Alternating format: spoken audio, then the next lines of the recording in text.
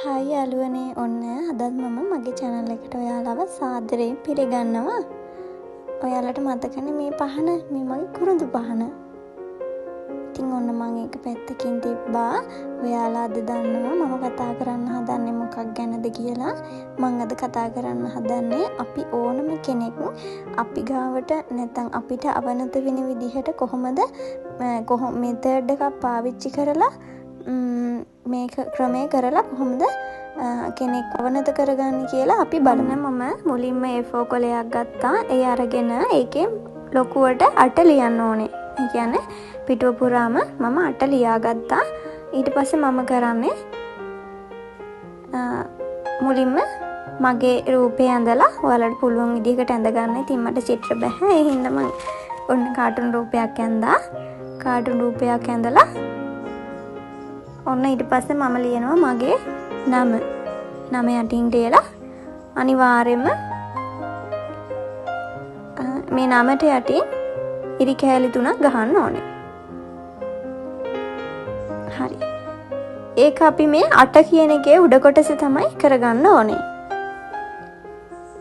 දැන් ඊට පස්සේ අපි දෙවෙනි කොටසේ කියන්නේ මේ අට කියන එකේ යට කොටසේ අපිට අවනත කරගන්න ඕන අය ඉන්නවනේ. ඔයාට එක්කෙනෙක් හෝ කීප දෙනෙක් වෙන්න පුළුවන්. ඔයාගේ යාළුවෙක් නැත්නම් ඔයාගේ ඔෆිස් එකේ එක්කෙනෙක් නැත්නම් ඔයාගේ බොයිෆ්‍රෙන්ඩ් ගර්ල්ෆ්‍රෙන්ඩ් හරි එහෙම නැත්නම් නෑයෙක් හරි වෙන්න පුළුවන්. ඉතින් මේ ඔයාට අවනත කරගන්න ඕන කෙනාගේ නැත්නම් ඒ කීප දෙනාගේ රූපය ඇඳලා පුළුවන් විදිහට අඳින්න. ඉතින් ඇඳලා ඔන්න මම ඇඳමට අවනත කරගන්න ඕන කෙනාගේ රූපේ මං හිතනවා ඔන්න මට 3 දෙනෙක් ඕනේ. ඒ හින්දා මං ඔන්න 3 දෙනෙක්ගේ රූපය ඇඳා. ඊට පස්සේ මම කරන්නේ මේ 3 දෙනාගේම නම යටින් ලියනවා. අවනත කරගන්න ඕනේ 3 දෙනාගේ නම් ටික යටින් ලියන්න ඕනේ. ඔන්න යටින් ඒ නම් ටික ලියන්න ඕනේ.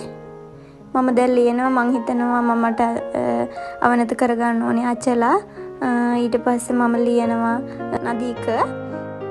නදීකව අවනත කරගන්න ඕනේ. ඊට පස්සේ මම ලියනවා නිපුන්. මේ 3 දෙනාව තමයි මට අවනත කරගන්න ඕනේ. ඊට පස්සේ මම අර මගේ නමට යටින් ඉරි ගැහුවා වගේම මේ 3 දෙනාගේ නමට යටිනුත් ඉරි ගහන්න ඕනේ.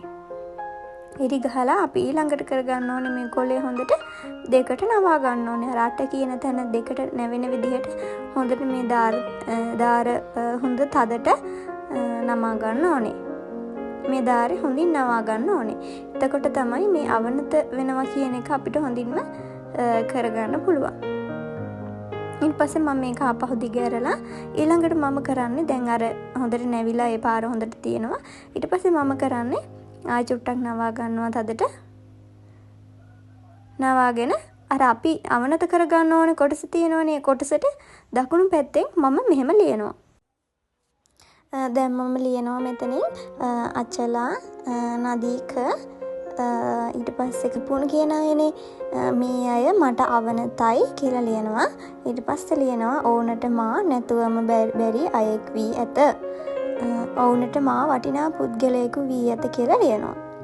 ඊට පස්සේ ඔවුන් ඊටමත් ආදරෙන් හා සහයෝගයෙන් මා සමග කටයුතු කරයි. එමෙන්ම මාද ඔවුන් සමග ඉතා සතුටින් ආදරයෙන් කටයුතු කරමි කියලා මම එයාලට දෙන දේත් මම ඔතන පහලින් ලියනවා.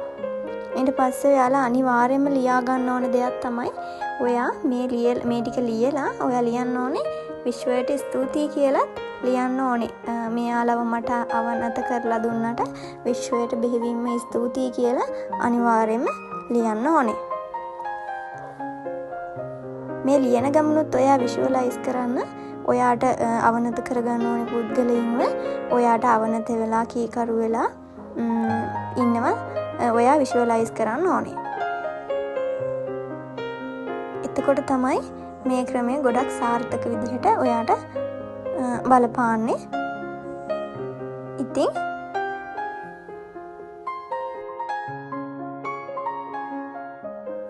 හරි දැන් මම මේක ලියාගෙන ඉවරයි.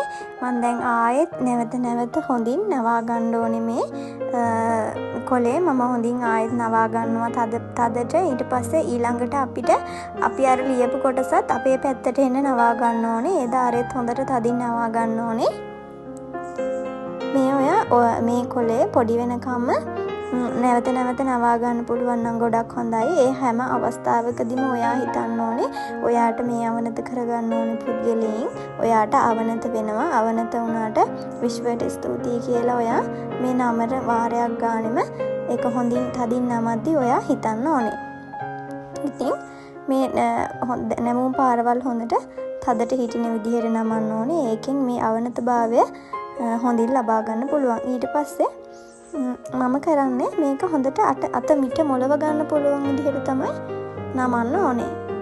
ඒ කියන්නේ අපි දැන් මෙයාලා හැමෝම එක මිටට අවනත වෙලා ඉන්නේ කියන එක තමයි ඉතින් අපි ඒකෙන් කියන්න උත්සාහ දරන්නේ.